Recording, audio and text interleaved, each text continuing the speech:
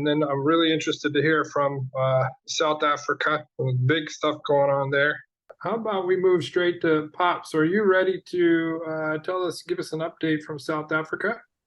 Thank you, Matt. Greetings to everyone. And this is Paps, Shawen Lethoko, who is on the podium. I'm the founder of National Association of Artisanal Miners. It's an organization of artisanal miners in South Africa that is meant to advocate for the plight of men and women who are practicing artisanal mining activities.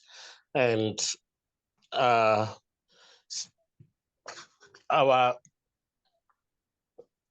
concern now with what is currently happening with the government is that we are dealing with a government that is not honest and that has stigmatized the people who are practicing this activity. So since the inception of NAAM in 2019, we saw it fit to create a voice for artisanal miners, since there is no one who is talking from a lived experience of artisanal miners about artisanal miners. And here in South Africa, even the media perpetuates the stigmatization of men and women who are practicing this sector. So according to South African Constitution, artisanal mining is illegal. We are not covered in the regulation or the law that regulates mining in South Africa. The only mining that is considered legal is large-scale mining and small-scale mining. So artisanal mining is still operating out of a legal regime since the years of apartheid. As most of us here would know that South Africa only gained its independence in 1994. So after independence in 1998, there was attempts by the government, democratic government, to incorporate artisanal mining into law. So they designed what they called artisanal scale mining white paper. So in that white paper, it clearly states how the country should carry on with regards to addressing challenges and opportunities that are on artisanal scale mining sector. So going forward, after our inception 2019, we saw it fit that we should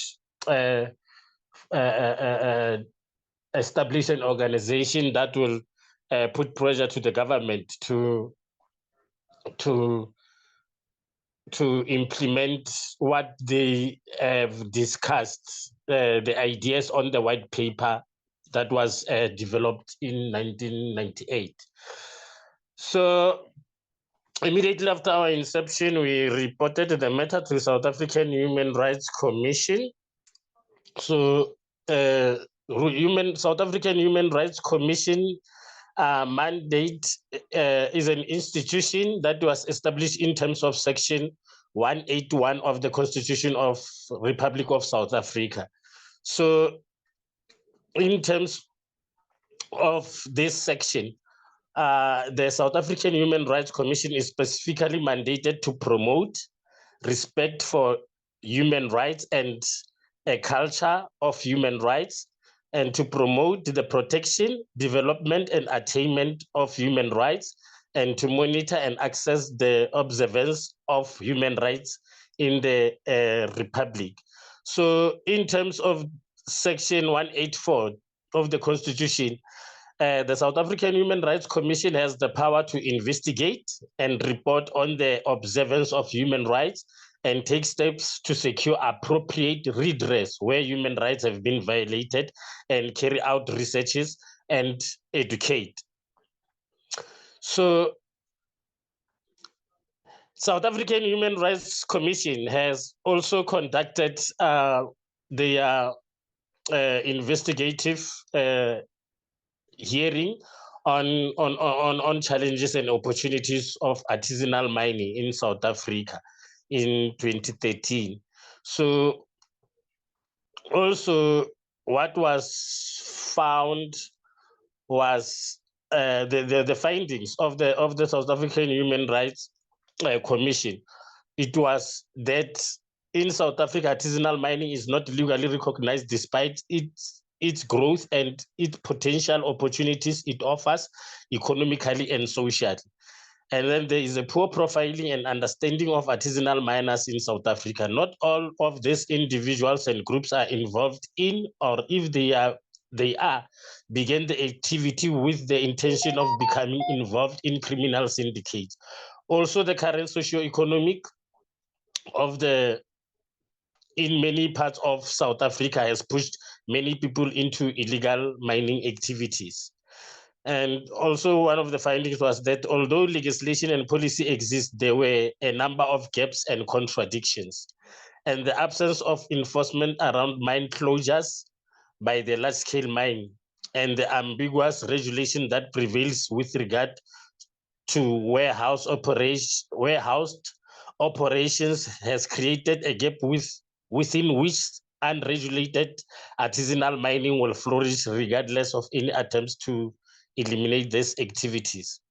So I will also quickly go to the recommendations of the findings of that report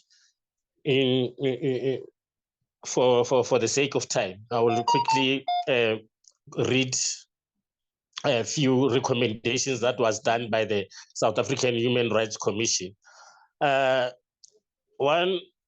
the need for strategic future research into artisanal mining in South Africa. That was one of the recommendations, and particularly on its links to the wider aspect of the informal and formal economy, and addressing the gaps in the legislation, and look at opportunities that artisanal miners can offer for marginalized people to live off a hard day's work where other forms of employment do not exist, and unpack the issues around formal versus informal, and also address the potential contribution of artisanal miners to production, rehabilitation of the abandoned mines, personal income, and state revenue. Begin to unearth the hazard and risk, including in relation to health, and also considering psychosocial factors connected to artisanal scale activities, while recognizing that different minerals involve different processes and will have different opportunities and risk profiles. Ultimately propose a more inclusive approach in consultation with good practices identified elsewhere on the continent and globally to address the issues and challenges related to unregulated artisanal mining in South Africa, and address derelict mine and other rehabilitation closure plan, possibly including undercapitalized, inefficient, and unviable operations. So for me to highlight from the South African Human Rights Commission is that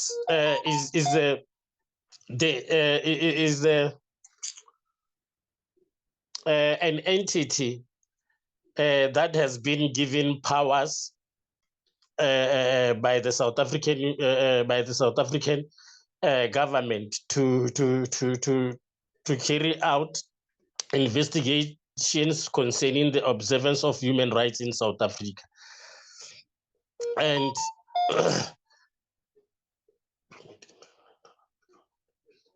and they also have powers in making sure that they provide a redress mechanism into into their findings. So we regard them as Chapter 9 institution, which means their recommendations are legally binding. So Chapter 9 institutions is those who law enforcers institutions in South Africa. So South African Human Rights Commission is also one of them.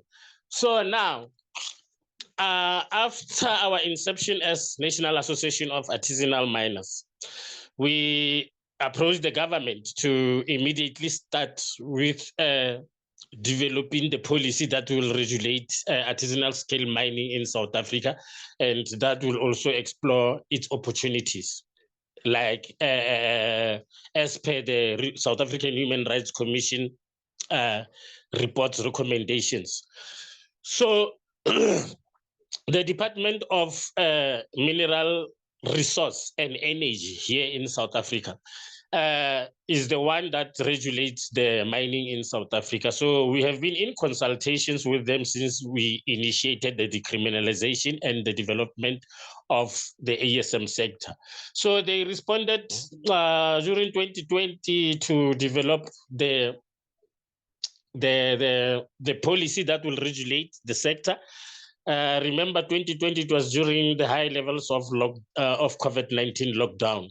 So what was supposed to be public consultations to develop the policy, it was those public consultations, physical public consultations were held online remotely through Zoom platforms to consult with the community and artisanal miners and other stakeholders to develop the policy. So the policy was amended last year, 2022, on the 31st of March by the minister, meaning that he recognizes the policy, and yes, the policy, he's putting the policy into effect. Since last year, after the policy has been amended, the groups of artisanal miners here in South Africa has also started to align themselves with the recommendations of that final amended policy so that they can get permits from the DMRE offices. So our branches of NAAM, those are the group of artisanal miners around South Africa, they have been has embarked on efforts to formalize themselves. But the problem is that they have been working in silos since the DMRE, the Department of Mineral Resource and Energy in South Africa, is not giving them help in terms of formalization. So since we have been in consultation with the department only during the policy development, and then after that, they never consulted us on the following stages of implementation. So we have been to DMRE regional offices across the country, back and forth, seeking permits so that we can operate under legal regime and also sell our products in a mainstream economy, legal mainstream economy, and also because also we are we have been always met with police brutality and private mine security brutality. So the permits to our groups are very, very important, and then we needed them to be issued quickly. So until now, since last year, the policy has been amended. The DMRE offices, they don't have any strategy on how they can implement this policy so that they can give groups of artisanal miners permits. They don't even have the capacity to run the artisanal scale mining unit in the DMRE industry, because as you would know, that the sector has been criminalized all along. So obviously there won't be any offices within the Department of Mineral Resource and Energy to help artisanal miners. So for the policy to be implemented, first of all, the DMRE needs to be capacitated. DMRE officials, government officials that are going to work with issuing permits and also regulating the sector. So we are finding ourselves not getting any help if we go to the regional offices to seek permits, because they clearly told us that they don't even have guidelines on how to issue permits, because even the development of the policy itself, they were not involved. It was only the national office, DMRE national office, that was conducting the development of the policy. So that clearly shows that there is no sync between the national office of the DMRE to the regional offices. The regional offices, they don't know what is happening at the national office, and then the resolution of the national office. And most of the regional offices here are not even aware that there is a artisanal scale mining policy that has been amended last year by the minister. So that also shows that the dysfunctionality of the Department of Mineral Resource and Energy itself around in the country, and also the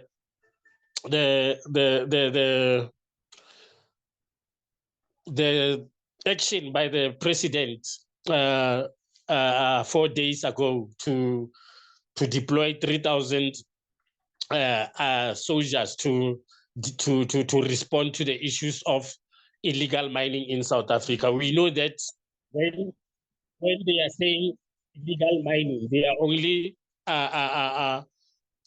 referring to artisanal scale mining, of which is also misleading, because these large scale mines also have been conducting their operations without adhering to the mineral laws of South Africa that regulates them. I can give an example of that, because the artisanal small-scale mining to be problematic here in South Africa, it is because after large-scale mines operations, they only leave the places like that. They don't rehabilitate the areas that they have been mining on.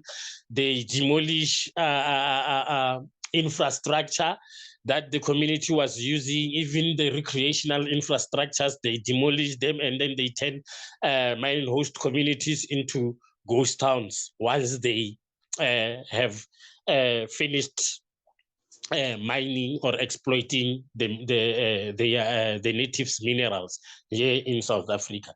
So the problem is that, as it has also been pointed out in the South African Human Rights Commission, that also the problem is the impunitive measures that South African government has taken to large-scale mine operations for not holding them accountable for rehabilitating those areas.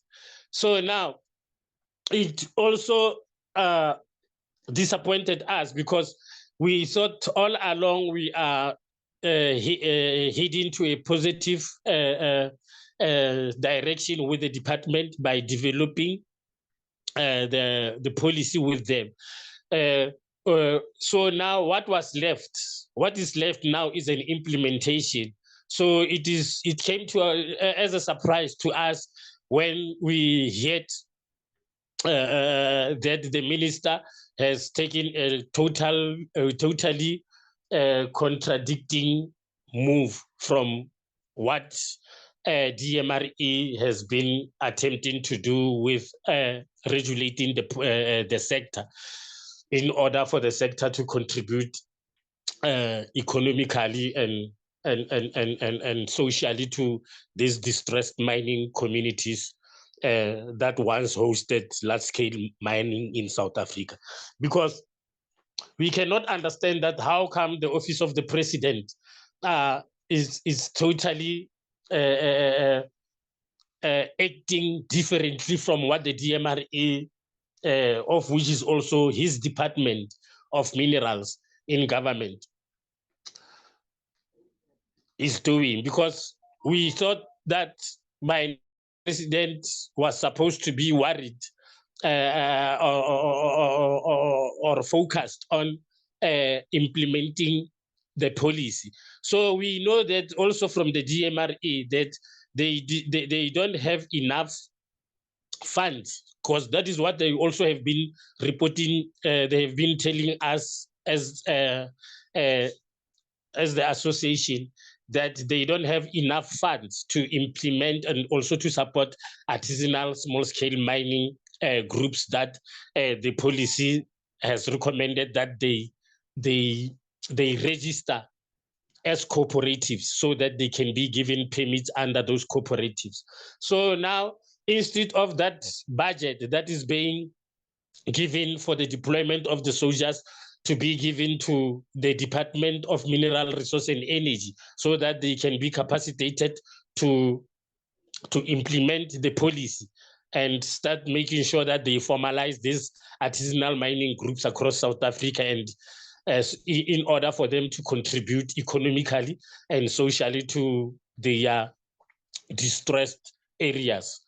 So it came to us as a shock that even the office of the president and the Department of Mineral Resource and Energy, they are not in sync in their actions.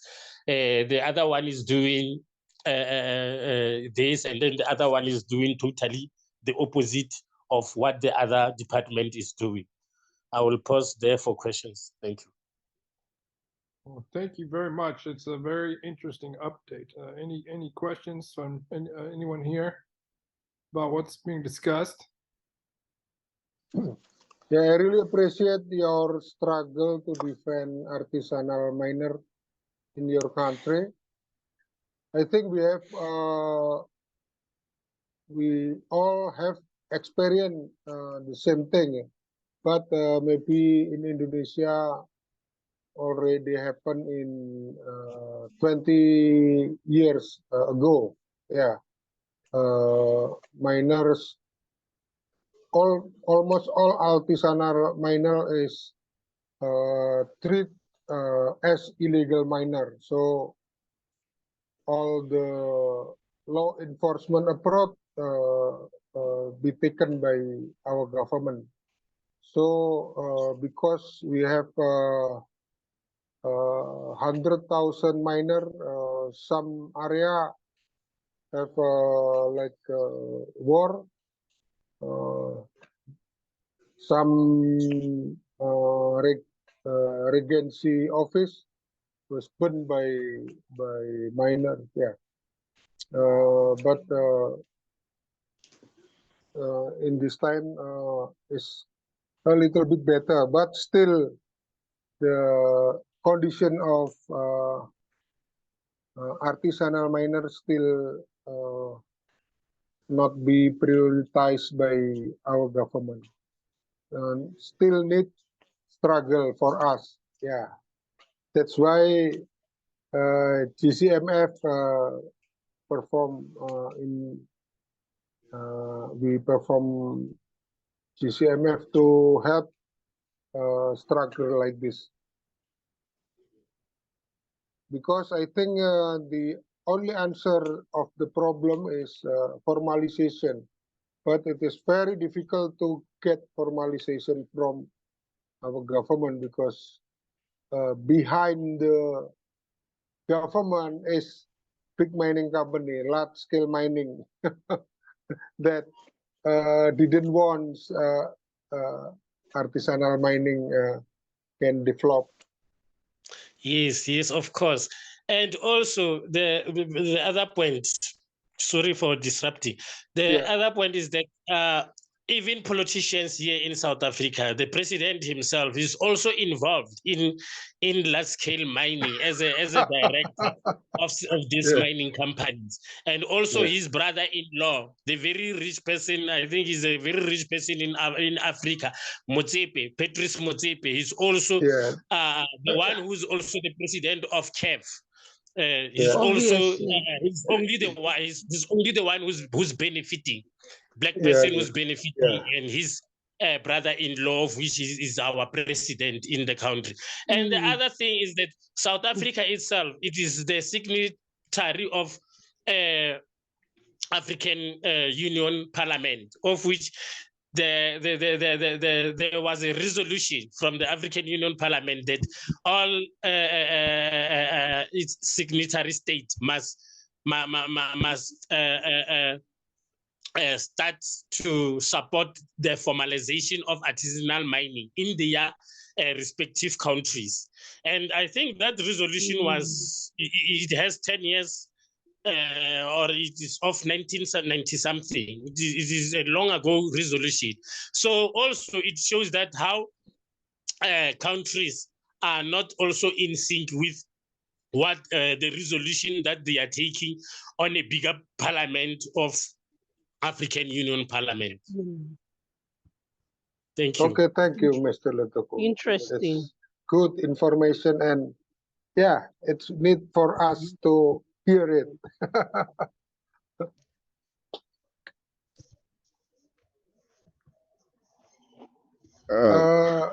If I may, yes, okay. Yeah, well done, Mr. Paps. Yeah. Thank you, Mr. Paps, well done. Yes. Yeah, more grease to your elbow.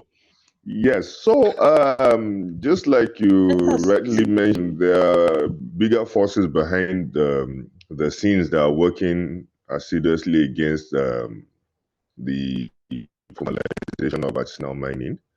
It's everywhere, really. So it's but most importantly, has Mr. Paps, has your organization or your association looked towards becoming or having sympathizers in the parliament? Thank you. Okay, probably your people. Okay. Yes, thank you for the question. When we found the organization, we decided that we are going to be a non-partisan organization, of which we are not in relation to any political party in South Africa. Because why we decided that is that most of these political parties, they would hijack the struggle and introduce their agenda, their political agenda, and also they would take advantage by how can I put it, by using our cause as their campaign tool. So absolutely. They are not genuine. We have learned that political parties in South Africa, they are not genuine when it comes to supporting the vulnerable and marginalized groups. So we decided to be non-partisan organization, and also for the governing party also not to victimize us and take us as the rival with maybe being in alliance or in relation with other opposing political parties or opposition political parties. So that was the resolution, that we should be a non-partisan organization. Thank you. Very interesting. Yeah, that's did you have any other follow-up questions on that? Yeah. Yes, quite very right, So, but then you see the political intrigues that's involved in this, especially your case there in South Africa, is that how do you now get the government to listen? Because if you do not look at people in parliament, and since they're not even they're not adopting that resolution you mentioned about the African Union. So because look at the disparity between the federal, the central government, meaning the central ministry, and the regional offices, that they don't even know there were policies in place. I mean, for the formalization and regulation, I mean, regularization of the artisanal miners. So how do you get to push to the government that this is our case? Because apparently nobody is listening there. Thank you.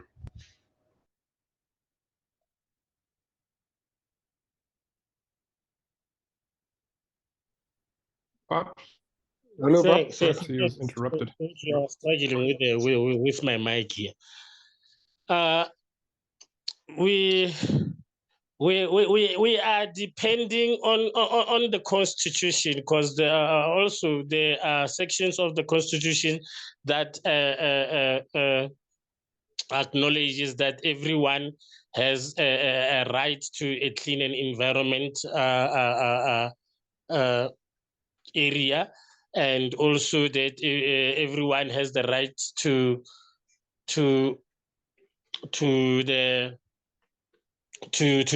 his choice of occupation, and also everyone has a right to security. So those are the tools in our Constitution that we have been using to show government that by not regulating the sector, it perpetuates another virus human rights violation to the marginalized and the vulnerable. Thank you. Very good. That's very interesting. My thoughts on that are I seen Uganda go through it in 2017, but they were able to come together because the president kind of took a hard line, and then they made an appeal, and they got the large-scale mining operations to agree to section off, I think it's a square kilometer in 5 areas specific to artisanal mining. And the interesting thing was the guys in the position of governing those areas are doing really well, because on gold, they're taking the tailings, which from all of the mercury, and they're able to pay their bills with that. And there's, I think, 5 members of each committee, and they've given them the land in agreement with the large scale operation and the small scale. I'm sorry, and the government and the large scale. They all came together and agreed. They had to negotiate to get good land, because the first land the large scale mining operation allocated wasn't good, but they're mining currently today, and those guys running those committees, those 5 areas, they're doing well because they make their money off of the tailings. But the Uganda model is something that I talk about a lot, because at some point, perhaps you know, with the fact that people do mine and they're going to continue to mine, there's those proposals and things you're suggesting. The example in Uganda where it's worked, I think, is a strong case to say, can we accomplish something similar in anywhere where the government's cracking down? I was going to have Dan Odita talk about this, but in Kenya right now, things are looking pretty good. The Kenyan government has just given an office to our ASMAC team, and inside of the mining house, the Ministry of Mining House, as a gesture of working with the artisanal small-scale miners. And we don't have as many large-scale miners in Kenya yet, so they want to come in, but it's an interesting dynamic there, and we're hoping that we can stay on top of the water and not get drug underwater like what's going on there, of course, because our Ugandan brothers had told us about that being next door. So the GCMF, I think I can speak freely to say, supports your efforts and moving forward to a resolution where miners can work under you know, some consideration to the fact that these are people, these are South Africans. You know, they're not foreign mining companies. So now if the GCMF can put you together with Uganda to see their model, and you can make the cases that this is working with large-scale mining in other areas, and there's still small-scale artisanal mining going on. And we're not criminals, we're community miners. That's my thoughts on what we're saying, but I support your efforts, and I was surprised to see how many people are rallying behind you, and they're interested in your voice and what you're saying.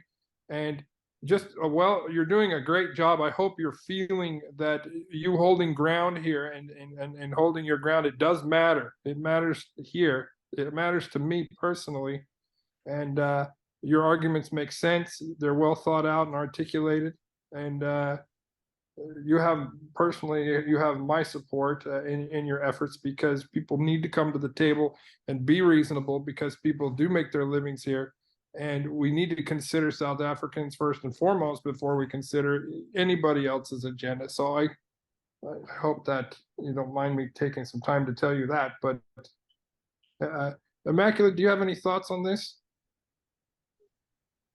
Yes, Matt. I thank you. I just want to thank Paps for the update and for the fight to represent the artisanal miners in South Africa.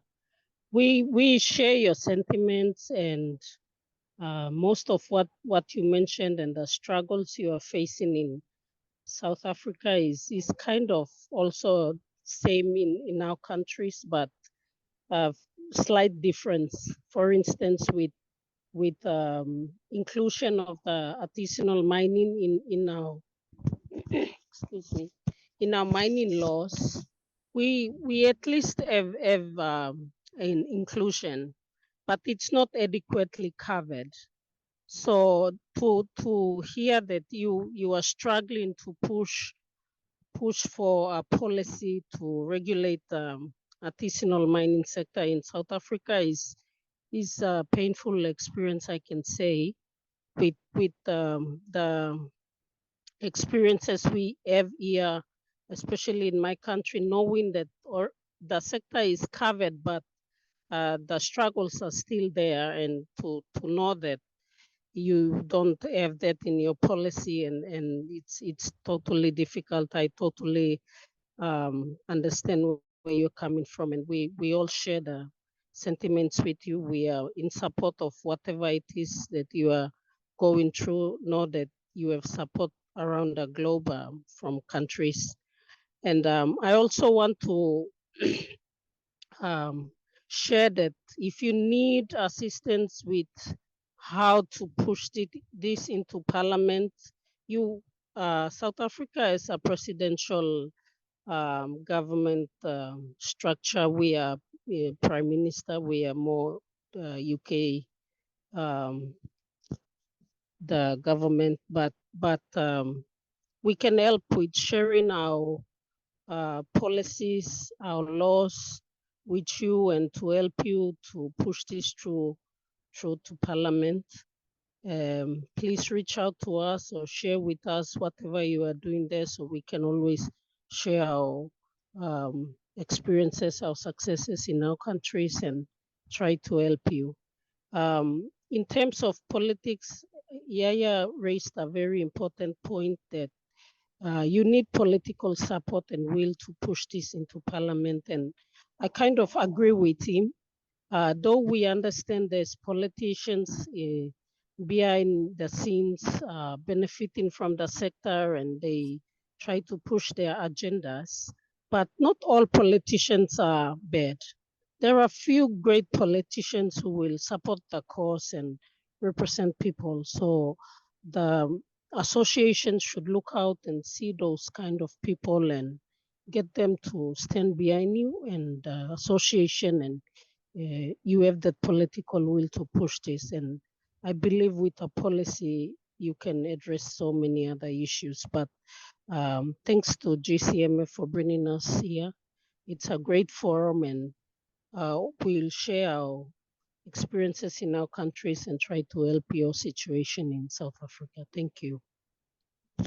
All right, thanks, Immaculate. I think Pops dropped off about 30 seconds ago. I don't know if he lost connection, but I think he caught most of what you're saying. And it is interesting to think that this forum, even if there's two of us talking, it's a whole, that's two countries represented. And with me, it's two. But yes, Matt, and it's also recorded, so which is good, you know. exactly. 100%. And we're writing history here. You know, that's the cool thing. Nobody's really put this kind of group together. So I like the idea of our dream team